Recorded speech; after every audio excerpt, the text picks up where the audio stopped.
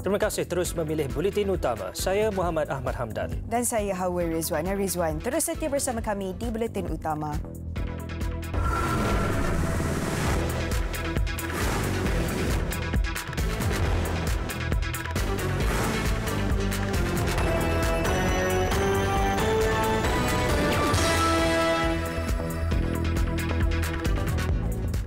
Sekatan perjalanan ke atas 7 negara berkuat kuasa esok.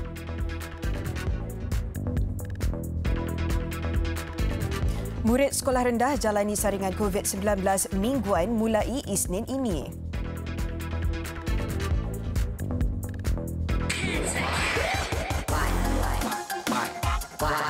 Vivo Y76 5G bersama Mobile Legends untuk pengalaman permainan luar biasa. Assalamualaikum dan salam sejahtera.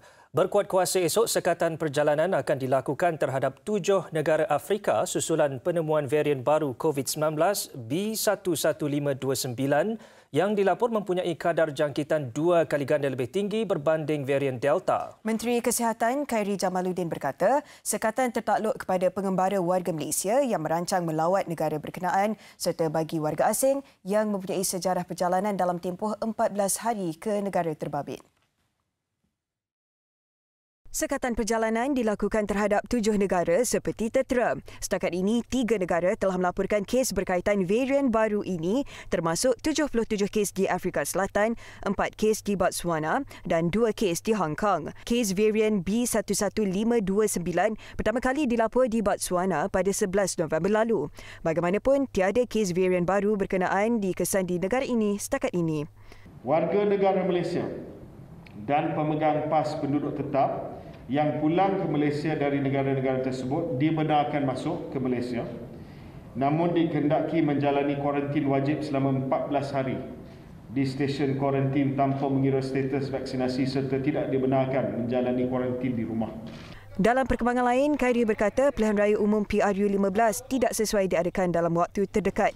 Berikutan kes jangkitan COVID-19 masih membimbangkan selain penggunaan fasiliti kesihatan awam yang meningkat serta kemunculan varian baru. Penguatkuasaan juga akan dilakukan terhadap premis perniagaan memandangkan wujud aduan pemilik premis tidak memeriksa status vaksinasi pelanggan mereka. 5,501 kes baru COVID-19 direkodkan hari ini dengan 98.6% atau 5,423 kes berada dalam kategori 1 dan 2. Dalam sidang media itu juga, Khairi memaklumkan ujian saringan perlu dilakukan terhadap 10% populasi murid di sekolah rendah setiap minggu bagi mengelak penularan COVID-19. Ia selaras strategi ujian saringan kebangsaan bermula Isnin depan. Keperluan untuk sekolah-sekolah rendah iaitu di mana murid-murid adalah di bawah usia kelayakan untuk menerima vaksin perlu melaksanakan ujian mingguan sekurang-kurangnya kepada 10% sampel daripada pelajar-pelajar sekolah yang ada di sekolah tersebut. Katanya ujian saringan terbabit akan dilakukan secara bergilir setiap minggu oleh pihak sekolah terhadap murid sekolah rendah yang belum layak menerima vaksin. Ini termasuk bagi murid yang tidak mengalami sebarang gejala bagi mengelak penularan COVID-19 atau kluster jangkitan. Sementara itu, Khairi turut memaklumkan Kabinet bersetuju meletakkan harga siling dos penggalak Sinovac di klinik swasta yang dijangka diumum minggu depan. Beliau turut memaklumkan daripada 93 permohonan bantuan khas kewangan kesan mudarat vaksin COVID-19 diterima, 8 daripadanya diluluskan dengan jumlah pampasan bernilai RM132,500. 78 permohonan masih dalam penilaian manakala 7 permohonan ditolak. Dan berikut perkembangan terkini di Labuan. Pulau Bebas Cukai itu merekodkan 159 kes COVID-19 dengan 2 kluster aktif sekaligus menukar statusnya kepada zon merah berkuat kuasa hari ini. Pengarah Jabatan Kesihatan Labuan, Dr. Ismuni Bohari berkata, 2 kluster aktif itu adalah kluster Jalan Jati, melibatkan sebuah bistro dan kluster Bukit Kuda membabitkan sekumpulan komuniti tempatan. Menurutnya, kluster Jalan Jati dicetus sekumpulan pelanggan premis makanan dan minuman. Kluster itu muncul pada 21 November dan menular pantas menyebabkan lebih banyak jangkitan. Menurut Dr. Ismuni, kanak-kanak berumur 1 hingga 9 tahun antara individu dijangkiti. Sekurang-kurangnya 18 kes disahkan menerusi ujian PCR. Sementara itu, kluster Bukit Kuda mula dikesan pada 19 November selepas satu keluarga mengadakan majlis pertunangan. Kluster berkenaan masih aktif dengan pertambahan bilangan kes positif. Beliau berkata 2 pesakit, seorang daripadanya kanak-kanak, berada dalam kategori 4 dan 5. Kedua-duanya sedang dirawat di unit rawatan rapi dan memerlukan bantuan pernafasan.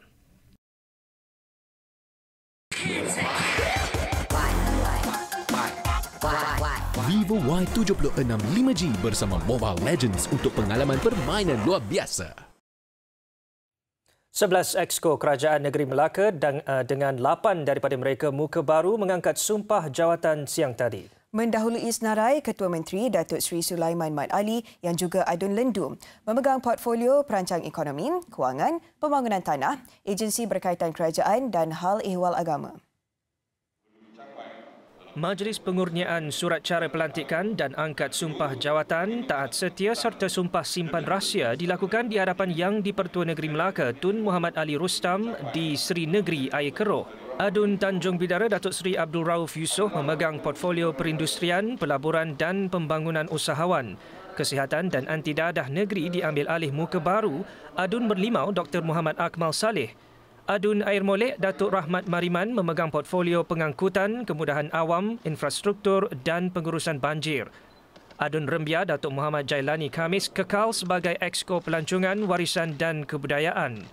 Manakala portfolio hal ehwal wanita, pembangunan keluarga dan kebajikan disandang Adun Pengkalan Batu Datuk Kalsum Nordin.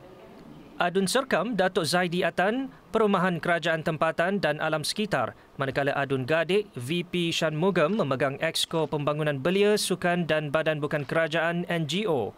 Adun Teluk Mas Datuk Abdul Razak Abdul Rahman dilantik sebagai Exco Pembangunan Luar Bandar, Pertanian dan Industri Asas Tani, manakala Adun Paya Rumput Datuk Rais Yassin memegang portfolio Pendidikan dan Teknologi.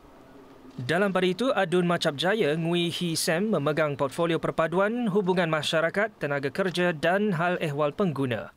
Maka portfolio yang bertanggungjawab, mana-mana aku janji yang terlibat, mereka diberikan tugas dan tanggungjawab dan mereka juga ada scorecard yang akan kita berikan, yang akan kita pantau. Sudah pasti kita ada satu jawatankuasa khas yang akan dibentuk bagi memastikan semua janji ini dapat dilaksanakan dalam tempoh-tempoh yang telah pun ditetapkan seperti mana di dalam manifesto kita. Parti Pribumi Bersatu Malaysia Bersatu dalam pada itu berpuas hati dengan sokongan yang diterima dalam pilihan raya Negeri Melaka baru-baru ini. Menurut Setiausaha Agungnya Datuk Seri Hamzah Zainuddin, hasil analisis yang dijalankan parti itu menerima 77,000 sokongan pengundi.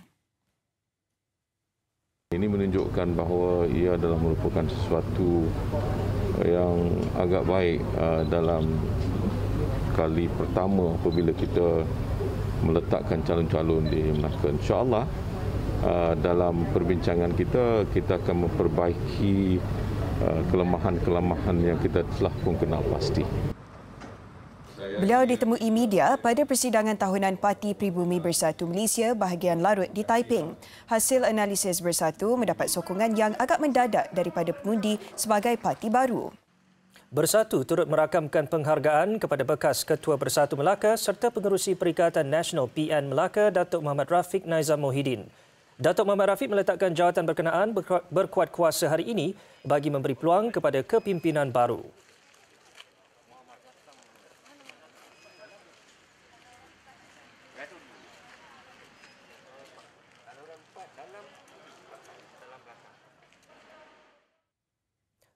Tiga bersaudara direman 7 hari bermula hari ini bagi membantu siasatan kes bunuh seorang lelaki yang maut dipercayai akibat dicekik dalam pergaduhan di Pasar Pagi Flat Ashby, Sungai Senam di Ipoh, Perak semalam. Perintah reman ke atas 3 suspek lelaki berusia 34 hingga 60 tahun itu dikeluarkan Magistrate Nur Azrin Liana Muhammad Darus.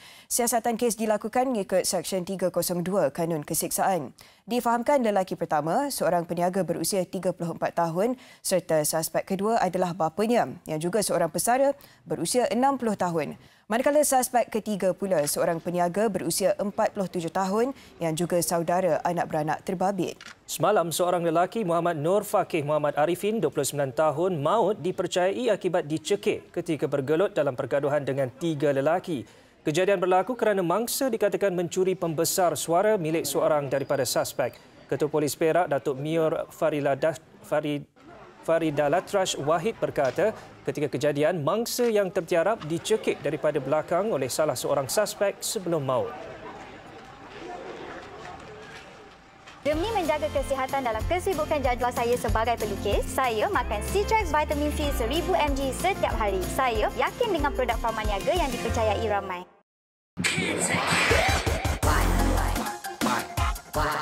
Vivo Y76 5G bersama Mobile Legends untuk pengalaman permainan luar biasa.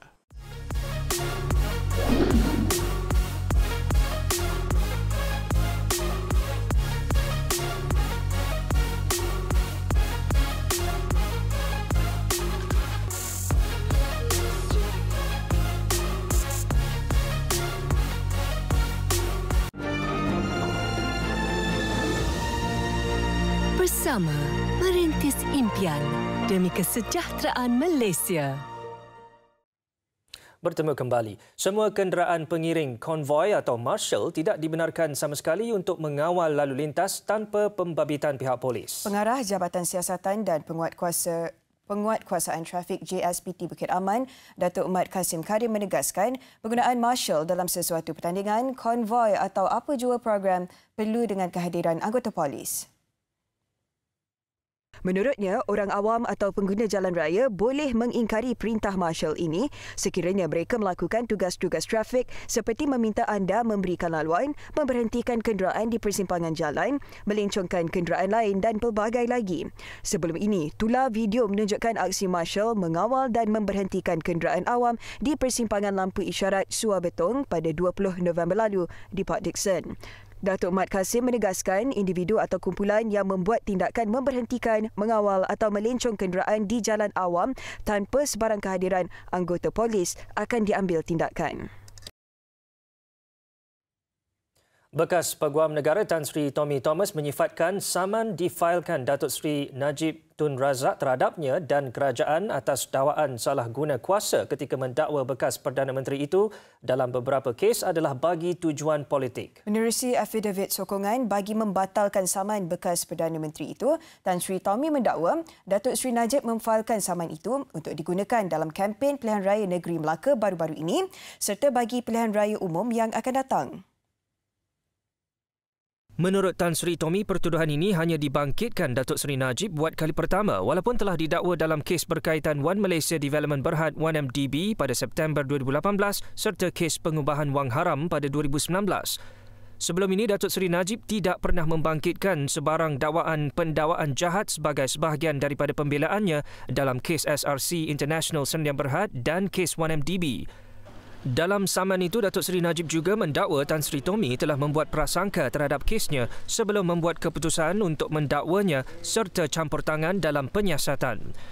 Tan Sri Tommy menafikan dakwaan itu kerana siasatan dilakukan secara bebas oleh Suruhanjaya Pencegahan Rasuah Malaysia SPRM. Malah menurut Tan Sri Tommy, dakwaan plaintif bertujuan untuk mengganggu dan menakut-nakutkan beliau kerana telah menjalankan tugasnya sebagai peguam negara dan pendakwa raya dan telah menggunakan budi bicaranya di bawah perkara 145-3 Perlembagaan Persekutuan untuk mendakwa Datuk Seri Najib. Nikmati data, panggilan dan mesej tanpa had dengan Unify Mobile hanya RM59 sebulan. Langgan sekarang di unify.com.my/postpaid. Kementerian Alam Sekitar dan Air KASA menyiapkan kerangka peraturan serta akta berkaitan perubahan iklim selari petunjuk prestasi utama KPI 100 Hari Aspirasi Keluarga Malaysia AKM. Selain itu, Menterinya Datuk Seri Tuan Ibrahim Tuan Man berkata kebajikan keluarga Malaysia, terutamanya soal kesejahteraan sosial dan mendapatkan bekalan air bersih sentiasa menjadi keutamaan kementeriannya. Walaupun berdepan cabaran pandemik COVID-19, KASA melakar pencapaian membanggakan apabila menubuhkan Majlis Tindakan Perubahan Iklim MyCAC. Peranannya menetapkan hala tuju dan memacu pertumbuhan hijau sehingga terlaksananya pelan pembangunan mobiliti rendah karbon serta penetapan sasaran pelepasan gas rumah hijau bersih sifar seawal 2050. Alhamdulillah kita sedang bergerak ke arah itu untuk wujudkan satu peraturan dan sistem bagi mengawal semua sistem perubahan iklim kita yang sebelum ini belum ada undang-undang, belum ada akta, dan kita telah bangunkan akta tersebut. Rangkanya dalam tempoh 100 hari kita telah berjaya mencapai rangka tersebut. Di bawah transformasi sektor air, KASA menerusi program wakaf air menyalurkan bekalan air di 12 kawasan luar bandar memanfaatkan 2,000 pengguna. Turut dicapai penggunaan sumber air pulih guna untuk industri selain pembangunan mekanisme tarif air yang adil. Saya rasa sangat seronok bekerja sebab satu tim bekerja bersama. Ya. Jadi sama ada sektor air ataupun sektor alam sekitar, ya, kita ada satu urustia juga bersama dengan beberapa kementerian lain. Jadi saya yakin apa yang masalah kita hadapi kita akan urus melalui perbincangan, perundingan kita, dan disitulah kita akan dapat jalan keluar bagi mengatasi masalah yang kita hadapi insya-Allah. Dengan kerjasama agensi berkaitan, KASA juga berjaya menyekat kemasukan sisa plastik tercemar di pelabuhan negara supaya Malaysia tidak dilabel sebagai tempat lambakan pembuangan sisa. Bersama saya Tuan Ibrahim bin Tuan Man, Menteri Alam Sekitar dan Air.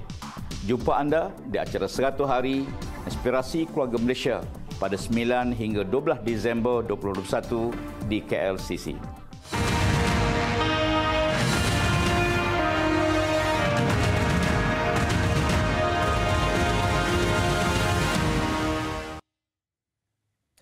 Pensijilan Skim Amalan Pertanian Baik Malaysia atau MyGap yang diperkenalkan sejak tahun 2002 berperanan dalam memastikan pengeluaran hasil tanaman di negara selamat dimakan. Mengutamakan 4 prinsip pelaksanaan, pensijilan itu diberikan kepada pengusaha yang mematuhi 17 elemen ditetapkan dalam memastikan hasil tanaman mematuhi Malaysian Standard MS 1784. Menurut Ketua Pengarah Pertanian, Datuk Zahimi Hassan, 4 prinsip pelaksanaan itu meliputi keselamatan makanan, hasil berkualiti, pemeliharaan alam sekitar serta keselamatan dan kebajikan pekerja dalam proses pengiktirafannya. MyGap juga direka berpandukan amalan pertanian baik yang diguna pakai di peringkat global, dikenali sebagai Global Gap. Dengan pelaksanaan MyGap ini, kita mampu memberikan hasil yang selamat kepada pengguna-pengguna kita lah. Dan juga sayur yang berkualiti. Itu adalah satu perkara yang kita utamakan dalam pensijilan ini. Beliau juga percaya pensijilan MyGap dapat memberi manfaat kepada pengusaha untuk mengeksport hasil pertanian mereka. Sebagai contoh yang saya boleh sebutkan di sini adalah pengeksportan durian secara beku, sejuk beku ke negara China. Memang mewajibkan setiap ladang ini mempunyai pensijilan MyGap. Jadi di situ kita akan dapat memperluaskan lagi lah produk-produk, terutamanya buah-buahan tropika kita ke seluruh dunia. Dalam memilih sayur untuk dimakan oleh keluarga saya risau tentang bahaya kandungan yang ada dalam sayuran daripada segi bahan perosak. So saya pilih sayur daripada MyGap sebagai pilihan yang utamalah bagi saya. Saya sarankan kepada pengguna di luar sana, carilah produk MyGap di pasaran sebagai pilihan utama kerana produk tersebut berkualiti dan dijamin selamat untuk dimakan. Hasil tanaman dengan pensijilan MyGap ini boleh didapati di pasaraya dan pengedar seluruh negara.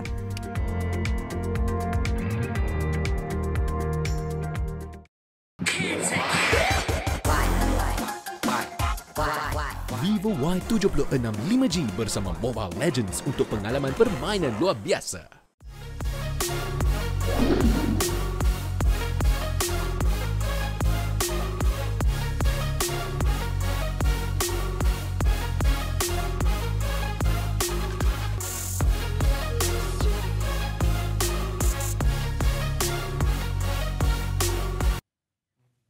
Terima kasih kerana masih bersama Buletin Utama. Kita ke laporan Detik Niaga.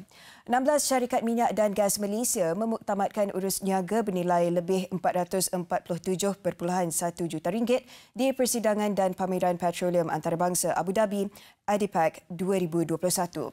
Ia dijana menerusi 302 mesyuarat perniagaan termasuk yang dirancang lebih awal Perbadanan Pembangunan Perdagangan Luar Malaysia MATRADE.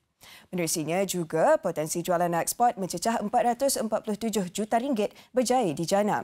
3 syarikat juga meraih RM112.54 juta jualan sebenar menerusi projek-projek baru dan rakan niaga rantau Timur Tengah dan Afrika Utara.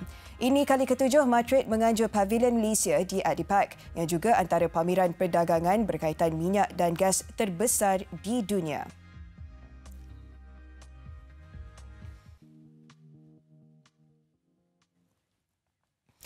Indikator ekonomi utama Malaysia menunjukkan momentum pemulihan menggalakkan bagi suku keempat seterusnya tahun depan. Ketua Perangkawan Datuk Seri Muhammad Uzair Mahidin berkata, meskipun KDNK negara menyusut 4.5% pada suku ketiga, pelan pemulihan negara telah mengurangkan impak terhadap penguncupan ekonomi. Ini dicerminkan menerusi penyusutan kecil 1.1% pada September berbanding Ogos 4.7 dan Julai 7.6%. Ekonomi negara juga meningkat 3% dari Januari hingga September berbanding penurunan 6.4% tahun lalu.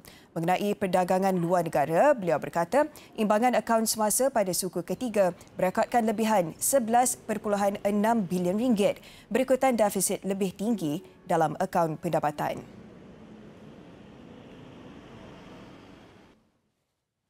Dagang Nexchange DNEX menerusi Silterra Malaysia menjangka syarikat pengeluar chip global itu akan terus meraih manfaat daripada permintaan global bagi chip semikonduktor. Ini berikutan kenaikan penerima gunaan teknologi berkaitan industri 4.0, kecerdasan buatan dan internet kebendaan IoT. Now we want to, we engage with our partners a bit more stronger. So if you look at the 68.8 million investment that we put, 4.8 million goes into the technology development by giving them better equipment and better testing asset for them to do their R&D activities. Now let's look at the quarter on numbers. Suntikan dana untuk penambahbaikan kilang pengeluaran Silterra turut membantu meningkatkan kapasiti pengeluaran dan kecekapan operasi. Selari dengan pemulihan ekonomi, kumpulan juga akan memperkukuh perniagaan teras seperti e-perkhidmatan dan teknologi maklumat yang akan menyumbang kepada prestasi kewangan lebih baik tahun depan. Bagi suku pertama berakhir 30 September 2021, DNEX mencatat keuntungan bersih RM293 juta.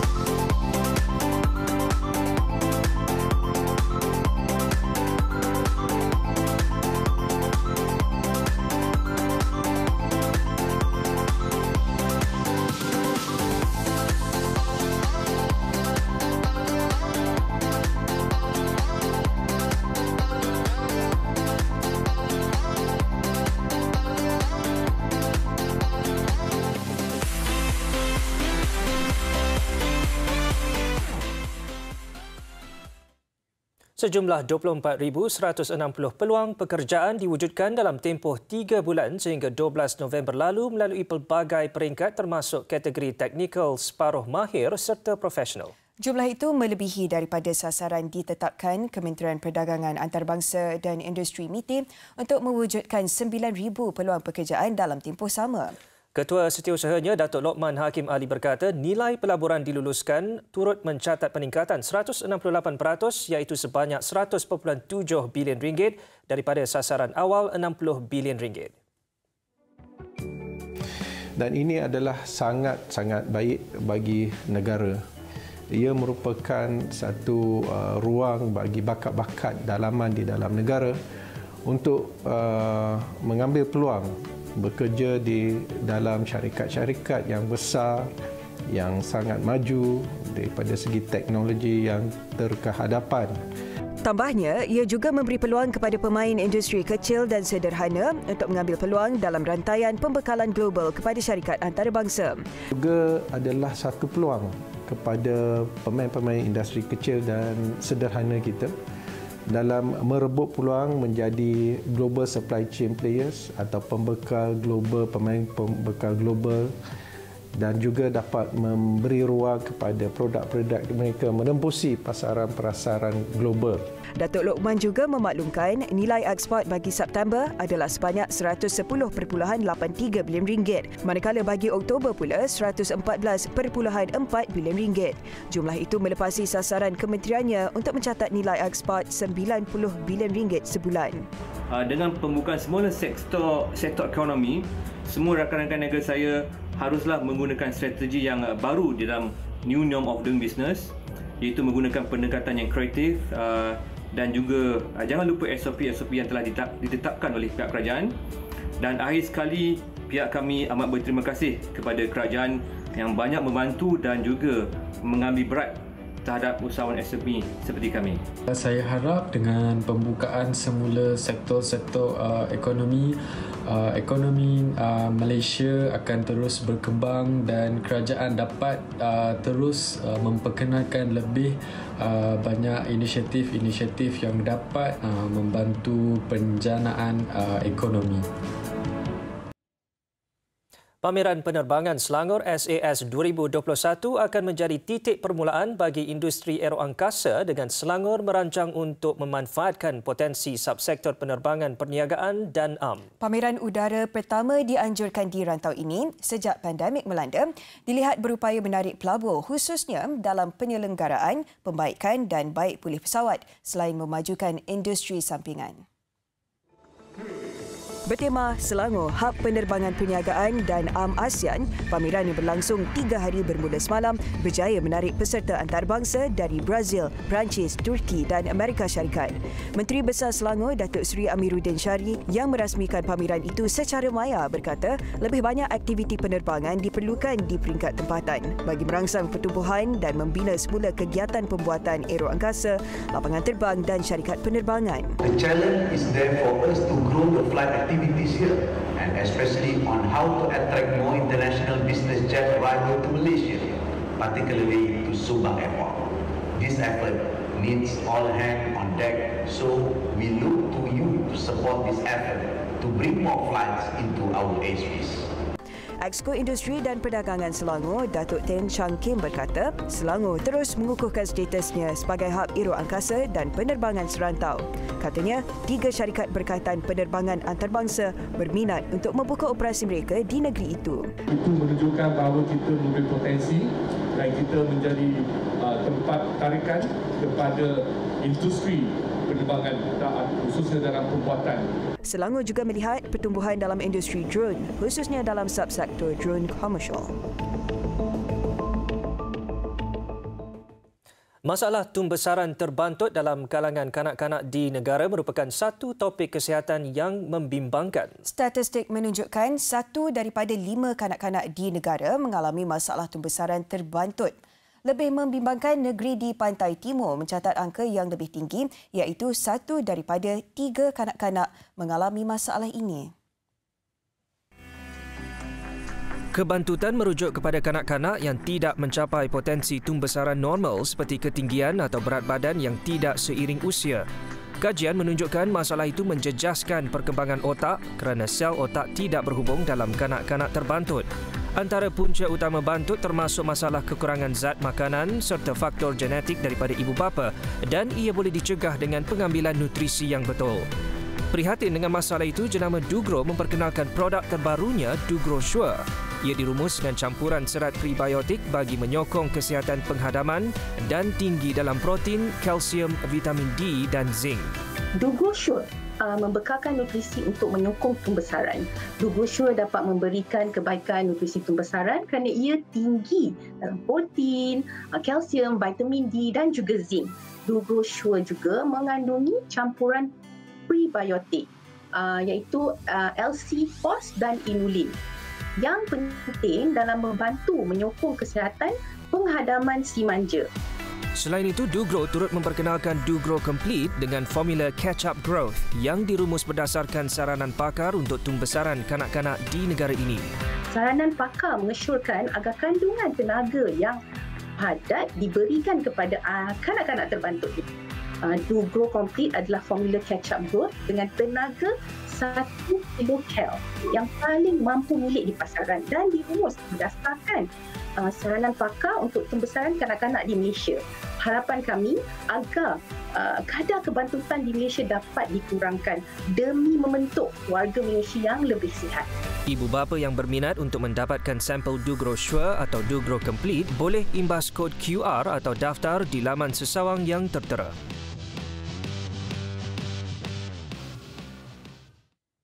Berita baik kepada semua peminat cerita Korea, anda boleh menyaksikan filem aksi Shark The Beginning dibintangi oleh Kim Min Seok, Jung Won Chang dan Wee Ha Jun dari Squid Game, eksklusif di Tonton Cinema dengan hanya RM12.90. Anda boleh melanggan sekarang di www.cinema.tonton.com.my dan aplikasi Tonton.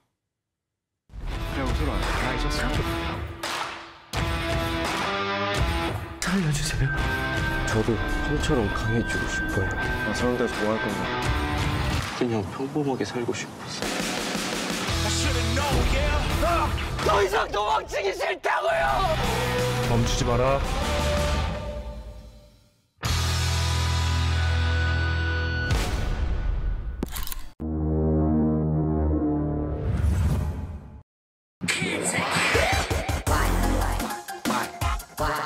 Vivo Y76 5G bersama Mobile Legends untuk pengalaman permainan luar biasa.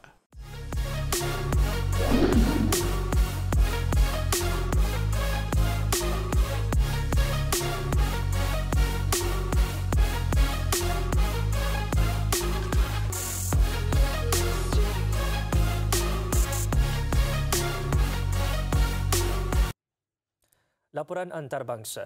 Jika sebelum ini dunia bimbang kehadiran varian Delta dan Beta masing-masing dengan 2 dan 3 mutasi, kini sekumpulan saintis Afrika Selatan mengesan varian baru COVID-19 dengan bilangan mutasi lebih tinggi. Penemuan itu sekaligus menyumbang kepada peningkatan kes di negara berkenaan. Lebih menakutkan, varian baru itu mempunyai sekurang-kurangnya 10 mutasi.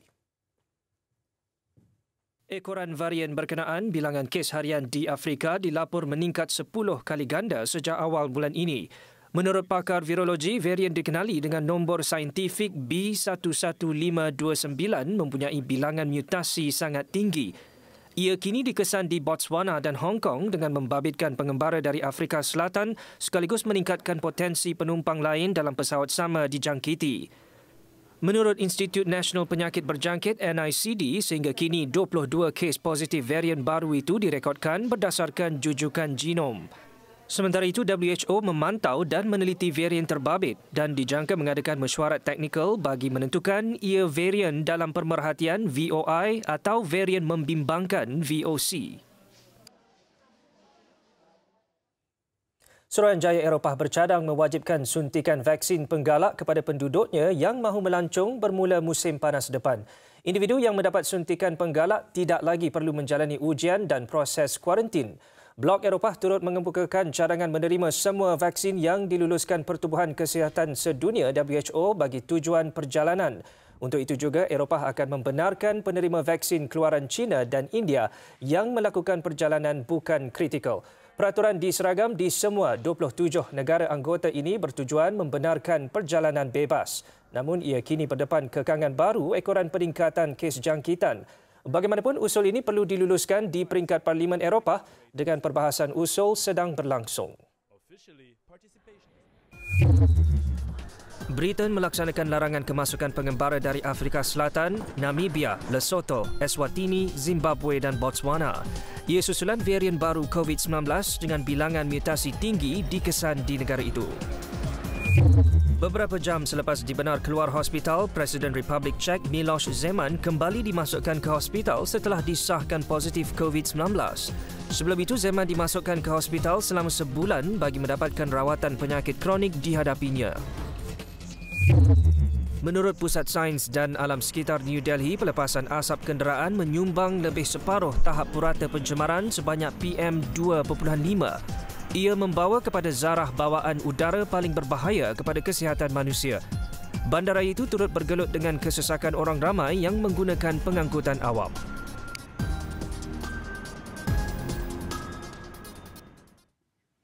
Secara langsung kami bawakan suasana di dua gelanggang bagi aksi separuh akhir kedua Piala Malaysia.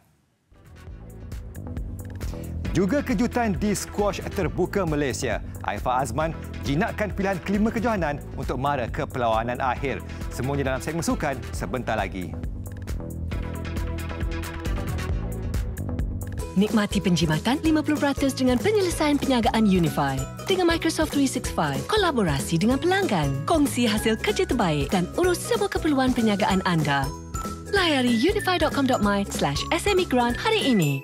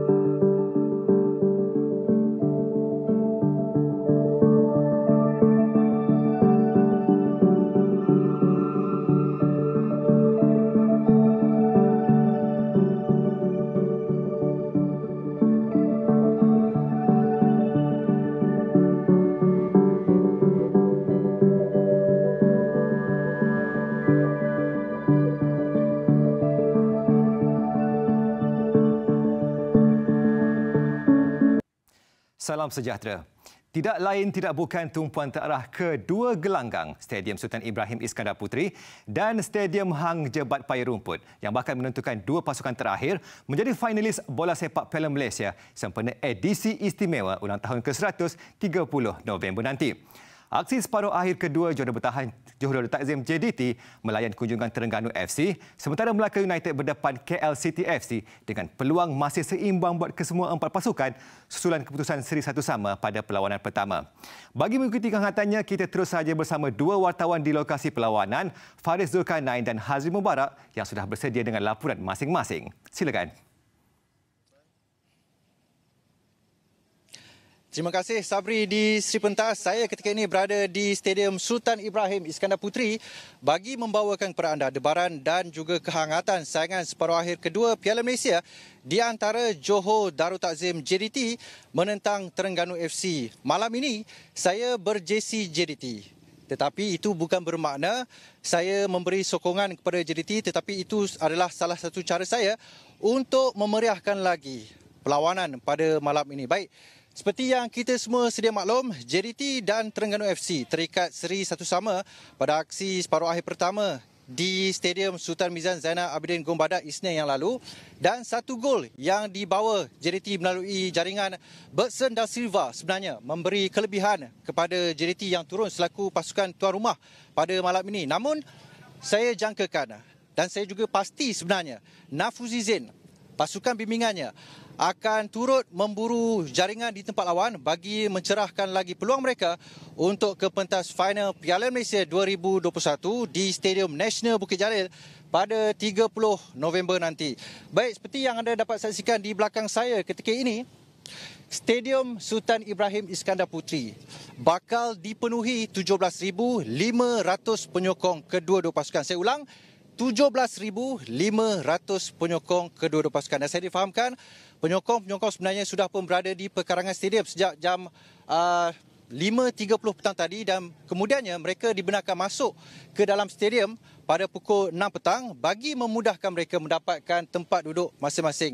Dan selain itu, apa yang boleh saya kongsikan kepada anda juga, selain kemeriahan di persekitaran stadium, dari segi barisan kesebelasan utama JDT dan Terengganu, nampaknya ada sedikit perubahan di mana JDT kembali memberi kepercayaan kepada Syafiq Rahim, Mauricio Dos Santos dan juga S. Kunalan untuk membarisi skuad utama JDT, sementara Terengganu ketiadaan Carly Dimurga, kapten pasukan Terengganu yang sebelum ini dilaporkan mengalami masalah kecederaan di bahagian dada sehingga terpaksa dikejarkan ke hospital. Tempatnya malam ini akan diisi oleh Arzim Rexnovic yang dia juga merupakan seorang pemain pertahanan dan dia akan menggalah tugas selaku ketua pasukan Terengganu FC. Kita kira setakat itu saja laporan saya dari Stadium Sultan Ibrahim Iskandar Puteri. Jam sudah menunjukkan hampir pukul 9 malam. Saya juga sudah tak sabar sebenarnya nak masuk stadium terhebat, tercanggih dan tercantik di Malaysia ketika ini. Apa kata kita terus saja bersama dengan Hazri Mubarak dengan laporannya di Stadium Hang Jebat, Melaka.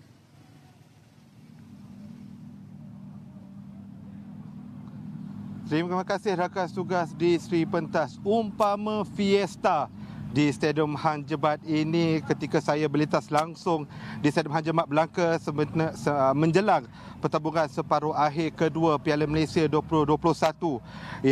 Ia pastinya menjanjikan satu persaingan yang cukup sengit bagi merebut satu lagi slot ke peringkat akhir yang dijadual berlangsung 30 November ini. Ia menyaksikan pertandingan epik yang saya pasti akan menjanjikan satu perlawanan yang cukup sengit di antara Melaka United yang bertindak selaku tuan rumah melayan kunjungan KL City tepat jam 9 malam ini. Beginilah suasana semasa di perkarangan Stadium Hang Jebat. Boleh saya kongsikan tadi sedikit gimmick yang berlaku sekitar jam 7.30 selepas maghrib tadi. Secara tiba-tiba lampu di stadium tutup malap gelap gelita ketika, namun ia tidak menjejaskan kehadiran orang ramai yang tetap datang berpusu-pusu. Pada sampai satu tahap ia seakan-akan ada perlawanan mungkin ditunda, dan sehinggalah sekitar 8.40 tadi lampu kembali menyala dan mendapat sorokan padu sekitar 18,000 penyokong yang hadir ketika kapasiti dihadkan berbanding kapasiti penuhnya adalah 40,000 penyokong. Dan kita bercakap tentang teknikal perlawanan, sama seperti JDT dan Terengganu, KL City dan Melaka United juga mempunyai peluang yang sama rata.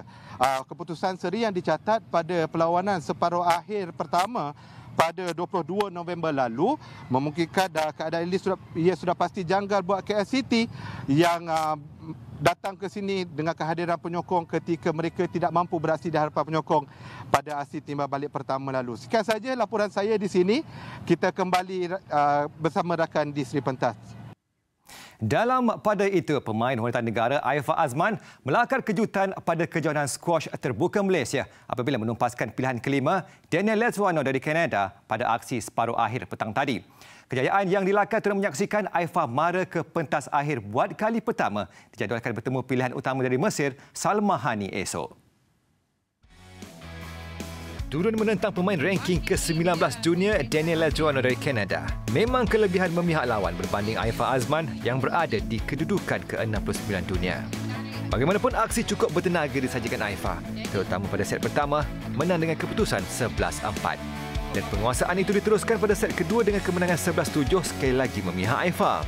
Namun Lecuana bangkit pada set ketiga, memaksa Aifa melepaskan permainan dengan kekalahan 5-11. Set keempat, tiada ruang diberikan Aifa melengkapkan tempoh 32 minit permainan dengan kemenangan 11-3. I'm very happy to win the semi-finals. I'm into the 50K finals.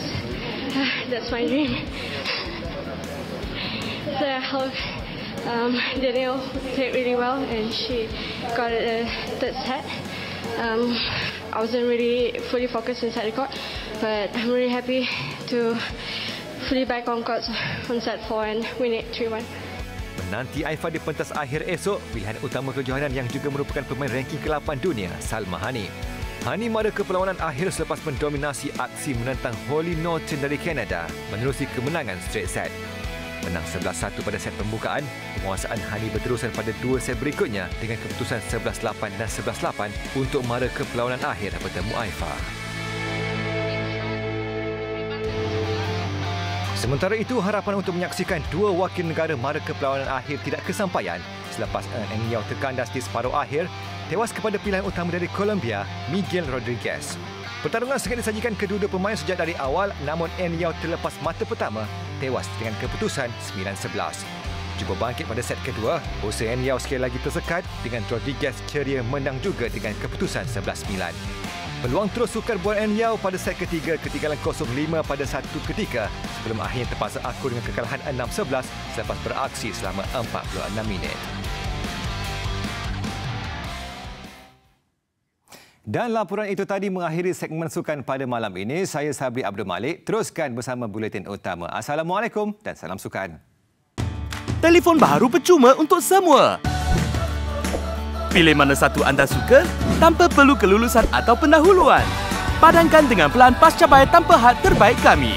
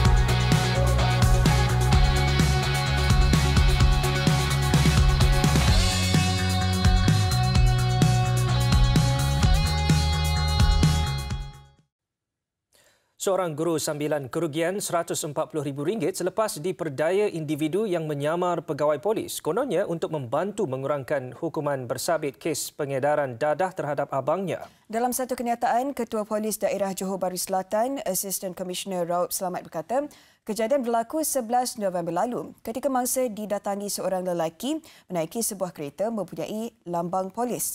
Wanita tempatan berusia 38 tahun itu membuat pemindahan wang terbabit 12 November lalu dan memaklumkan kepada suspek wang sudah dipindahkan.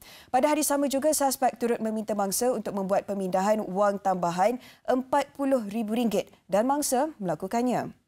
Mangsa mula menyedari ditipu apabila diminta membuat bayaran tambahan RM50,000 sebelum membuat laporan polis kemarin. Kes disiasat mengikut Seksyen 419 Kanun Keseksaan yang memperuntukkan hukuman penjara sehingga 7 tahun atau denda atau kedua-duanya.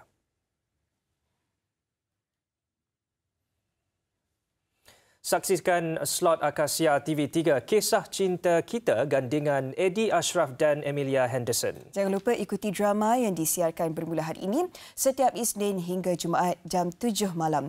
Serutannya menutup paparan malam ini. Salam hormat. Assalamualaikum dan selamat malam.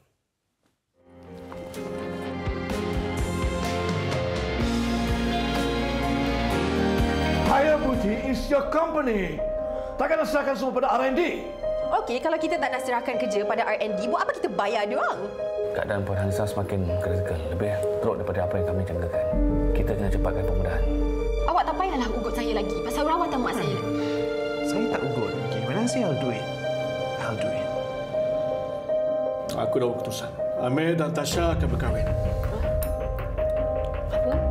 Dia dengan Zuhairi dah pergi sepadan nak kahwin. Atuk! Papa! Atuk!